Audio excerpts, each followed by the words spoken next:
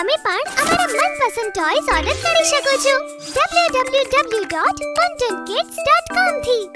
Link is in the description. Double door fridge. આજે ગટ્ટુ ચિંકીના ઘરમાં નવું ડબલ ડોર ફ્રિજ આવ્યું હતું. ચિંકી, જોને આપણું ડબલ ડોર ફ્રિજ કેટલું મોટું છે. આમાં તો આપણે કેટલી બધી ચોકલેટ્સ મૂકી શકીશું, હે ને?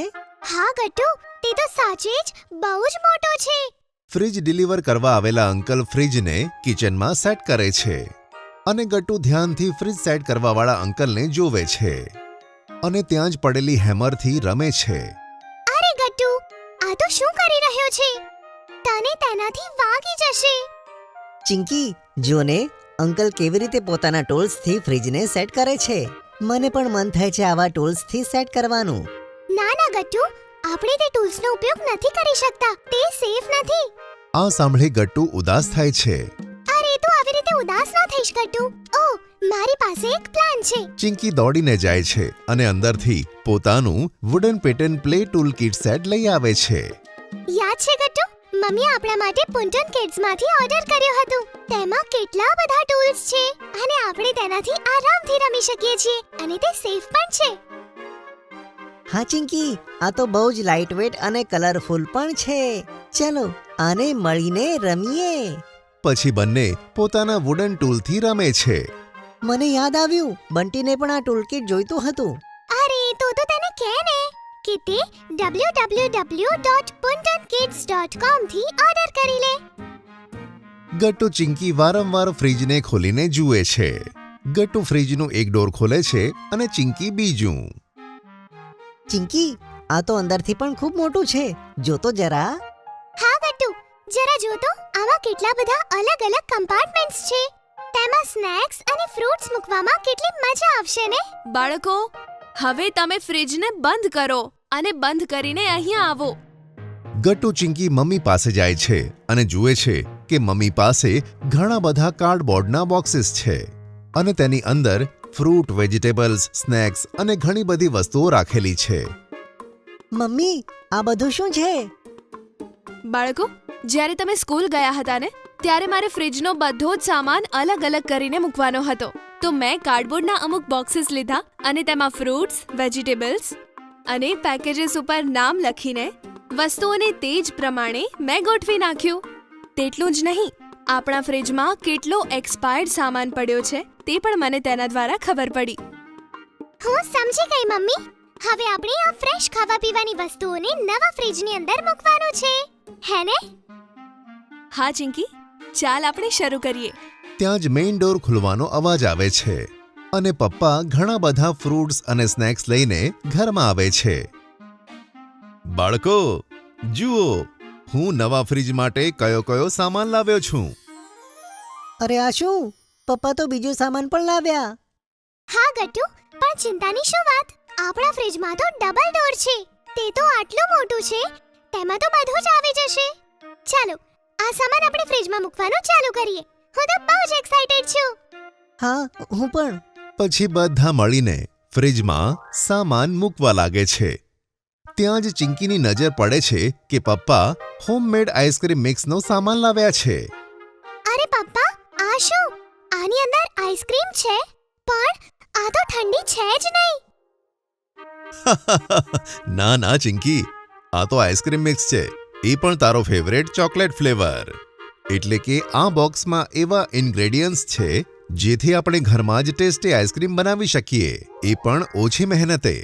મેં વિચાર્યું કે નવું ફ્રિજ આવવાની ખુશીમાં કેમ નહીં આઈસ્ક્રીમ બનાવીએ અને ખાઈએ. અરે વાહ પપ્પા, તો આની મદદથી જ આપણે ઘરે આઈસ્ક્રીમ બનાવી શકીએ. આ તો બહુ જ ઇન્ટરેસ્ટિંગ છે.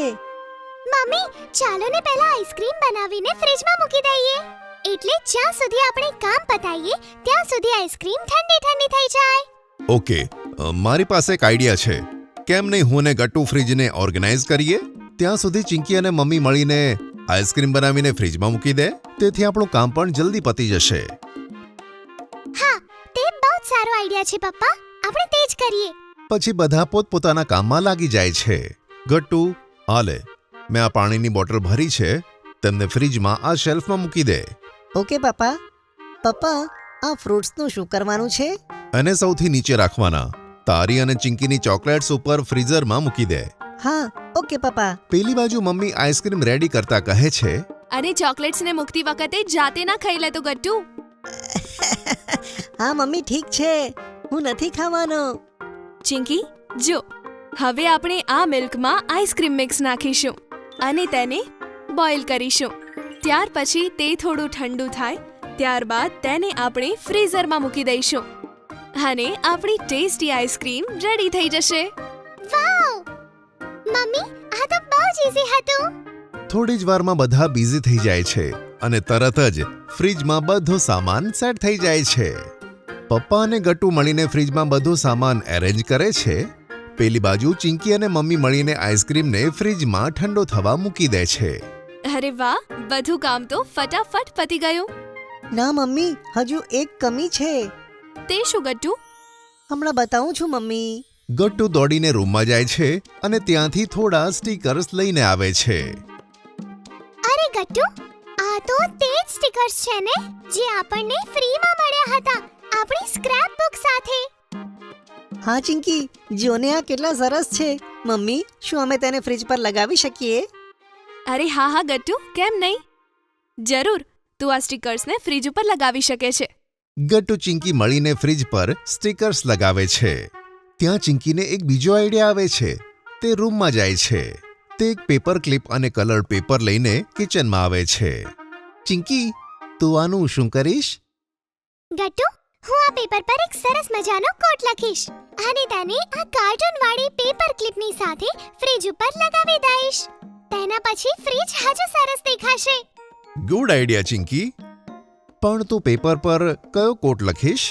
તે તો હમણાં જ ખબર પડી જશે પપ્પા, બસ 2 જ મિનિટ. પછી બધા ચિંકીને લખતા જુએ છે. ચિંકી તે પેપર પર સરસ હેન્ડરાઇટિંગમાં લખે છે, meals and memories are made here.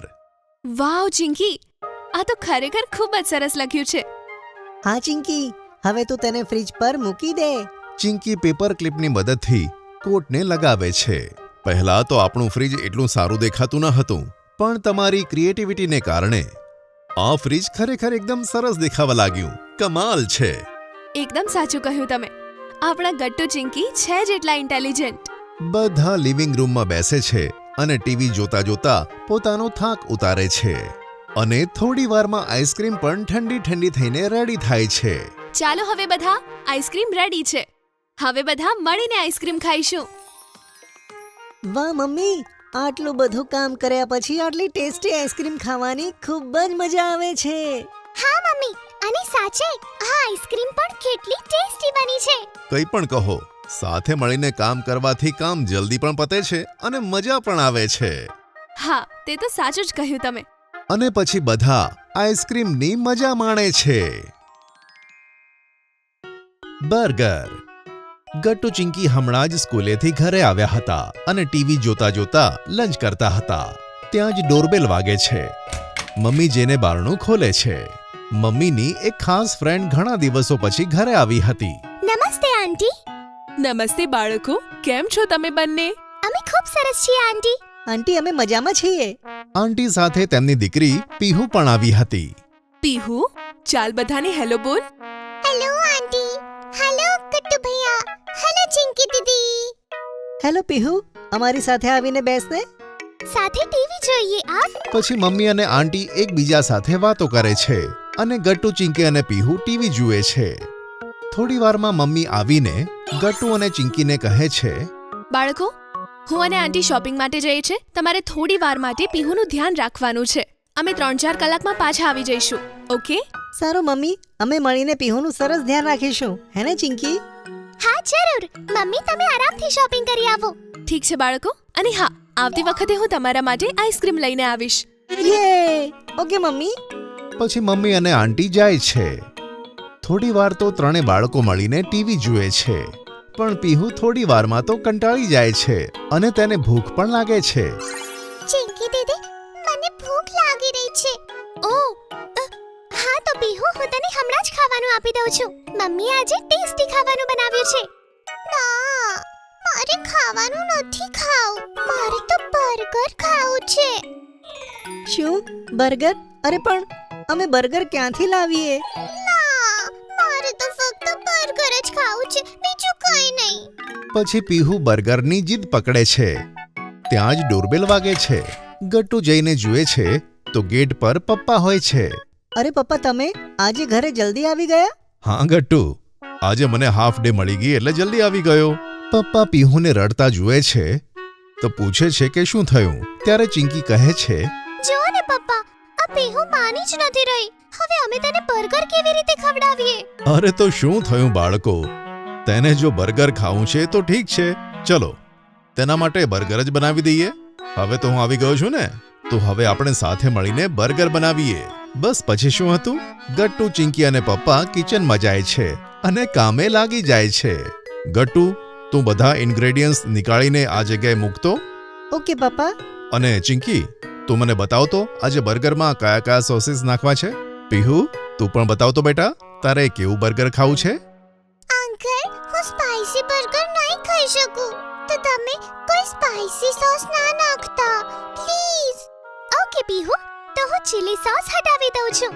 અચ્છા કે તને તંદૂરી મેયોનીઝ તો ગમે છે ને? હા હા, તે તો મને બહુ ગમે છે, તે જરૂર નાખજો.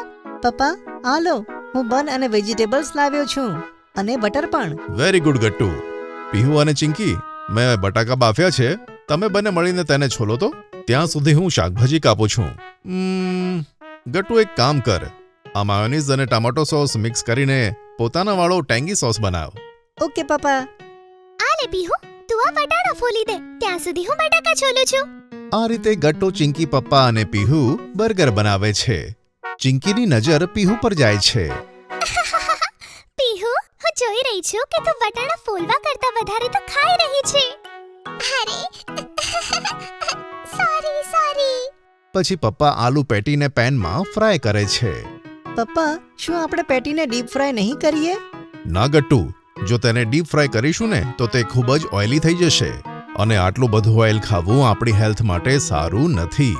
હા ગટ્ટુ, આપણે ટેસ્ટની સાથે સાથે હેલ્થનું પણ ધ્યાન રાખવું જોઈએ. હા, તું સાચું કહે છે ચિંકી. ઓ હા, યાદ આવ્યું. પપ્પા, તમે પ્લીઝ મારા બર્ગરમાં ઓનિયન્સ ના નાખતા, કારણ કે મને ઓનિયન્સ જરાય પસંદ નથી. ઓકે ચિંકી, હું ધ્યાન રાખીશ. ઘણી મહેનત અને વાતચીત પછી બર્ગર બનીને તૈયાર થઈ જાય છે. આખરે આપણું બર્ગર બનીને તૈયાર થઈ ગયો. ચલો તેને સર્વ કરીએ. પપ્પા પ્લેટમાં બર્ગર મૂકે છે, ત્યાં ડોરબેલ વાગે છે અને ગટ્ટુ દોડીને દરવાજો ખોલે છે. અરે વાહ મમ્મી, તમે એકદમ સાચા સમયે આવ્યા છો. અમે બર્ગર પાર્ટી કરવા જ જતા હતા. ચલો સાથે મળીને ખાઈએ. અરે આ બધું શું છે? પણ મેં તો ખાવાનું બનાવ્યું હતું, તો તમે લોકોએ બર્ગર કેમ બનાવ્યા? હા, પણ મમ્મી પીહુને બર્ગર જ ખાવું હતું. તે જીદ કરી રહી હતી અને કંઈ ખાતી પણ નહોતી. અરે પીહુ, આ તો બહુ ખોટી વાત છે બેટા. તે બધાને હેરાન કેમ કર્યા? તારે ખાવાનું ખાઈ લેવું જોઈતું તું ને બેટા.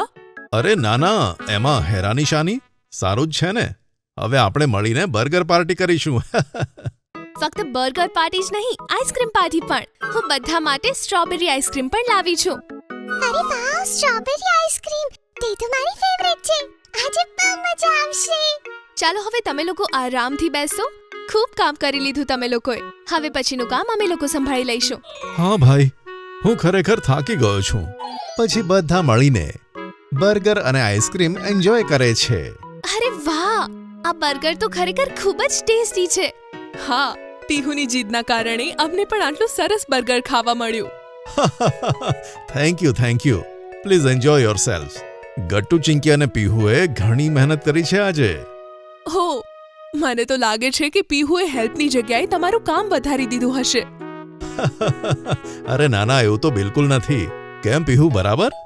હા, હવે તો હું પાક્કું સમજી ગઈ છું કે પીહુએ કેટલી મદદ કરી છે.